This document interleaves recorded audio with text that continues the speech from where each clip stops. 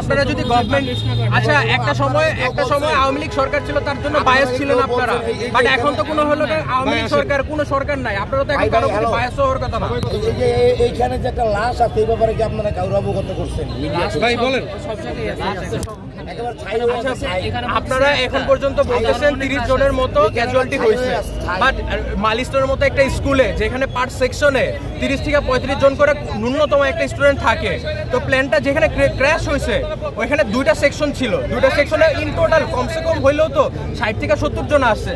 হ্যাঁ, সেই ক্যাজুয়ালিটির কথা আপনারা মেনশন করতেছেন না, আপনারা ডিএনএ টেস্টের কথা বলতেছেন। আচ্ছা সবকিছুই বাদ দিলাম, এখন তো হলো আপনাদের মিডিয়াদের কাজটা কি যে সব সত্যতাগুলো আপনাদের কাছে প্রকাশ করা। একটা সময় ছিল যখন অনেক মিডিয়া ছিল বায়াস ছিল, অনেকের প্রতি বায়াস ছিল, বাট কারেন্টলি তো কোনো ওরকম গভর্নমেন্ট নাই যে যার প্রতি আপনাদের বায়াস হওয়া উচিত।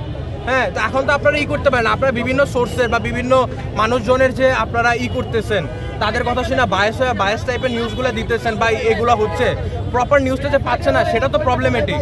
এগুলো তো হচ্ছে হয়তো এটা নিউজ পাবলিশও হইতেও পারে না, এরকম টাইপের কথা হইলে তো হবে না, কারণ এখানে অনেক বাচ্চারা আসে বা যারা আসে অনেকের প্যারেন্টস এখনো জানে না। আমার ফ্রেন্ডের কাজিন ওকে এখন তো আইডেন্টিফাই করতে পারে না, খুঁজে পায় নাই, আমরা জায়গায় জায়গায় গিয়ে খুঁজতেছি বাট পাচ্ছি না। তো এগুলার কি হবে? বাচ্চাগুলো আমরা বুঝতে পারতেছি তারা মারা গেছে, আমরা যেটা সত্য কথা। এখন হচ্ছে এখন একটা বাবা মা সে জানতে পারলো যে কোনো একটা কারণ হচ্ছে, এখন যদি সে তার বাচ্চার ডেড বডিটাও না পায় তারা কি একটা হোপ নিয়ে থাকবে? সে জানতেও পারলো না তার বাচ্চাটা জীবিত আছে কিনা, তারা জানতে পারলো না তার বাচ্চাটা মারা গেছে কিনা। এই একটা দ্বিধার মধ্যে একটা মানুষ কতক্ষণ থাকতে পারে? ইভেন আমি মনে করি মাইলস্টোন স্কুলেরও দোষ আছে, কারণ হচ্ছে যে যদি ধরেন দেখেন আমরা ছোটবেলা থেকে স্কুলে পড়ছি, আমরা অলওয়েজ দেখছি যে আমাদের প্যারেন্টসের নাম থাকে, নাম্বার থাকে আইডি কার্ডের ভিতর।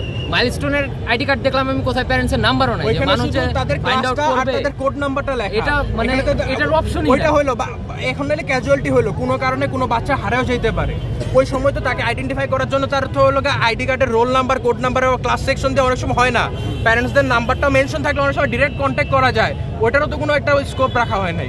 এগুলো তো একটা অথরিটির করা উচিত। এখন যদি অথরিটি কারো প্রেসারে আইসা কোনো ইসের কারণে যদি এগুলো করে লুকোচুরি করে বা কোনো একটা সিচুয়েশন ক্রিয়েট করে, এগুলো তো আসলে হইলো না।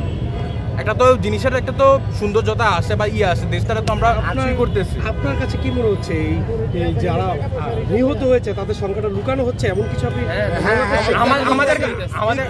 আমাদের কাছে অবশ্যই লাগতেছে সেটা লুকানো হচ্ছে, কারণ আমরা দেখছি যে কোনো কারণবশত কোনো অথরিটি, এখানে আমি কোনো ইন্ডিভিজুয়াল বা কোনো একটা গ্রুপ অফ পিপলকে আমি মেনশন করবো না, বাট কোনো একটা অথরিটি আছে যারা হলো এটা লুকানোর চেষ্টা করতেছে।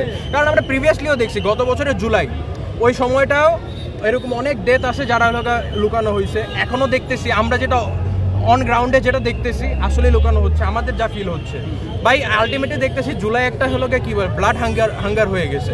গত জুলাই একটা জেনোসাইড দেখলাম, এই জুলাই একটা এত বড় একটা দেখলাম, আর এত পুরাতন একটা এত পুরাতন একটা জেট, তা এটা কেন চালানো হবে? এটা তো চায়নারে বানানো বন্ধ। হ্যাঁ, এটা চায়নারে ম্যানুফ্যাকচার করা বন্ধ করে দিছে।